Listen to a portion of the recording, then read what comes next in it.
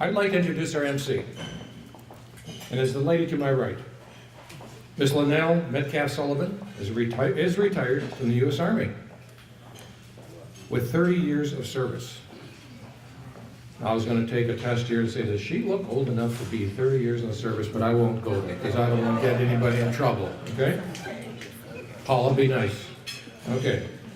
She moved up to the ranks from private to command sergeant major, receiving numerous awards commensurate with the positions, such as the Legion of Merit, the Meritorious Service Medal with 3 oak leaf clusters, Good Conduct Medal, 7 awards, Distinguished Order of St. Martin Award. Mrs. Linnell Metcalf Sullivan, please welcome her.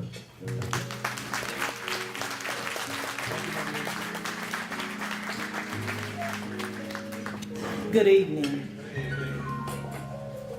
It is my honor to introduce Major General Smith III as our guest speaker for this evening.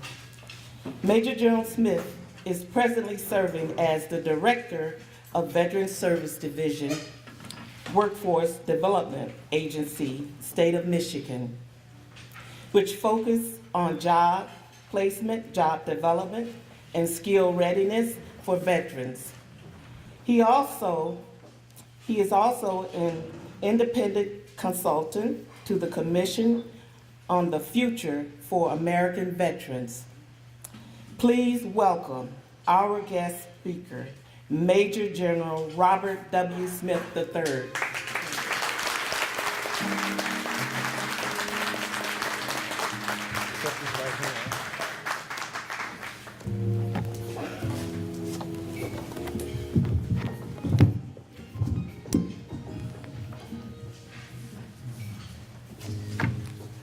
Community of Muskegon, Michigan. Permission to come aboard? Permission granted. Command Sergeant Major, retired Army, Linnell Metcalf Sullivan, thank you for that introduction. Distinguished guests and dignitaries and everyone from this great community here tonight, our honoree, our cadets, our youth, our future, members of the wait staff, and just everyone that's here, you're all special. The mind is like a parachute.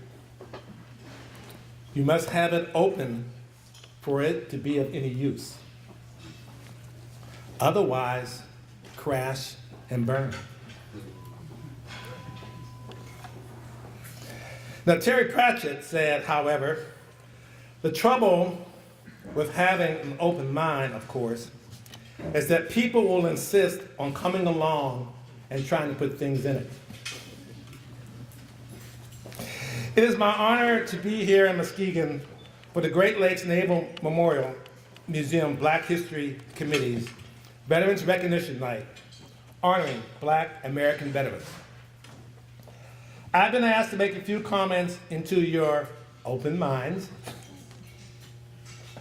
As the Director of Veteran Services Division, and of what Veteran Services does to support the reintegration of military personnel, and offer a few reflective thoughts to mark this Black History Month occasion and the Dr. Robert Garrison Award.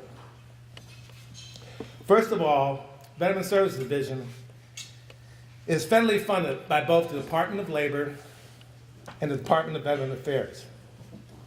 But we are State of Michigan civil service positions and is part of the Michigan Strategic Fund headed by Mr. Michael Finney and part of the state's Department of the Treasury.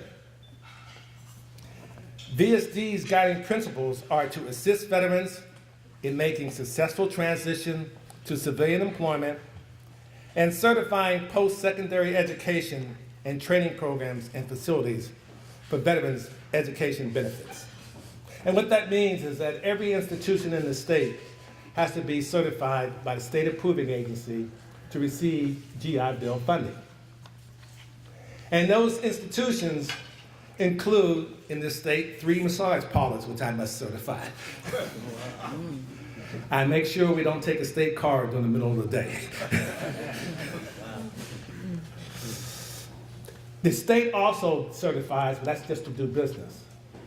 But to receive GI Bill funding, whether you're a beauty parlor, and I was up here with Herco Construction, I guess earlier this year, about certification. Now, the Michigan National Guard and the newly announced Michigan Veterans Affairs Agency, which most people think I belong to, are part of the military Department of Military and Veterans Affairs, headed by Major General Gregory Vadnais, the Adjutant General. Now, Major General Vadnais' organization runs the Michigan National Guard, the Army, and the Air Force. The two retirement homes, the one in Marquette and the one in Grand Rapids. The Michigan Veterans Trust Fund, and now helps coordinate the efforts of numerous state agencies to support veterans. So I am about employment, and General Vadnais has about the National Guard. Okay. Even though the titles are very, very close, we're two different separate organizations. Mark Twain once said, God created war so the Americans would learn geography. How many of you soldiers out there found that to be true?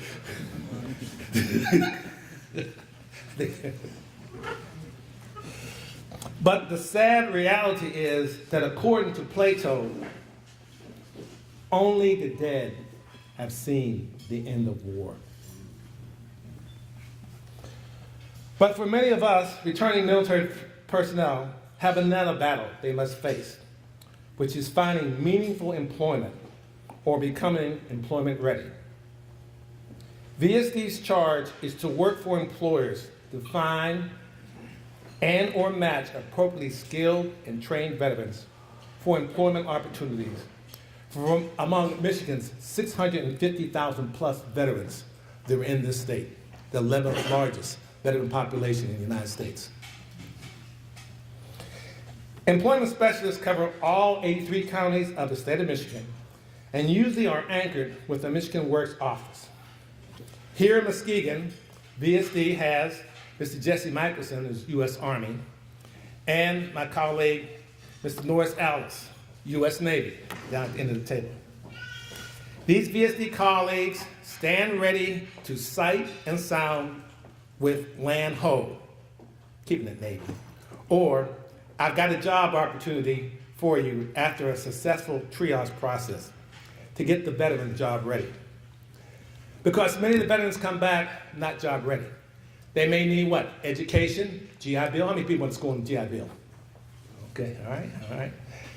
Or they may need to get a degree certificate, such as the OJT programs and stuff like that. Some of them come back needing health care.